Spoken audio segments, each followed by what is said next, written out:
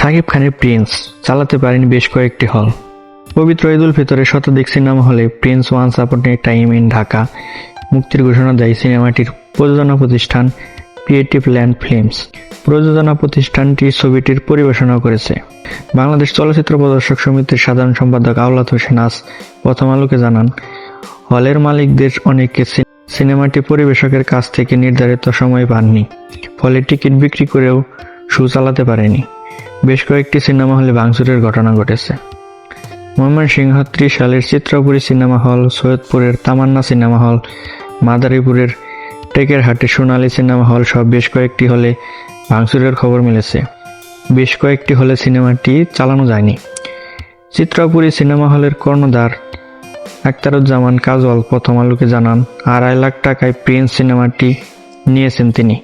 সার্ভারে সিনেমাটি না পাওয়ায় দুপুর 12টা ও বেলা 3টার শোতে চালাতে পারেননি তিনি। পরিবেশক প্রতিষ্ঠান ছবিটি দিতে পারেনি। পাবলিক হলের 300 চেয়ার ভাঙচুর করেছে, জেনারেটর ভাঙছে, লাইট ভাঙছে বলে আখতারুজ্জামান কাজল জানান। হলের মালিকেরা বলেছেন, ঈদের আগের দিন রাতে ছবি সার্ভারে তোলার কথা ছিল পরিবেশকদের, সেখান থেকে ডাউনলোড করে হলের মালিকেরা চালাতে পারবেন। তবে ঈদের দিনও দুপুর পর্যন্ত বেশ কয়েকটি সিনেমা হলের সার্ভারে ছবি দেওয়া হয়নি। আখতারুজ্জামান কাজল বলেছেন, 2টি শো মিস হওয়ার পর বিকেল 5টার দিকে সিনেমাটি সার্ভারে পেয়েছেন, তবে সাউন্ড আসে না, ফলে এখনও কোনো শো চালাতে পারেননি।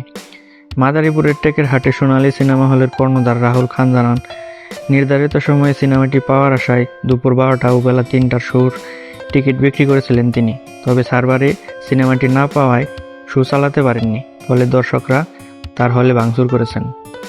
রাহুল খান বলেন, দর্শকেরা চেয়ার টেবিল ভাঙচুর করেছেন, দর্শকদের টিকিটের টাকা ফেরত দিতে হয়েছে। দিনভর ভাঙচুরের পর সন্ধ্যায় সার্ভারে সিনেমাটি পেয়েছেন তারা। সন্ধ্যা 6টার শো চালিয়েছেন তারা। এর বাইরে মধুমতি সহ বেশ কয়েকটি সিনেমা হলে কথা বলে জানা গেছে তারা ছবিটি নির্ধারিত সময়ের আগেই পেয়েছেন, ফলে প্রদর্শনীতে কোনো ঝামেলা হয়নি। অভিযোগের বিষয়ে সিনেমাটির প্রযোজনা প্রতিষ্ঠান ক্রিয়েটিভ ল্যান্ড ফিল্মসের কর্ণধার শিরিন সুলতানাকে ফোন করা হলে তার সাড়া মেলেনি।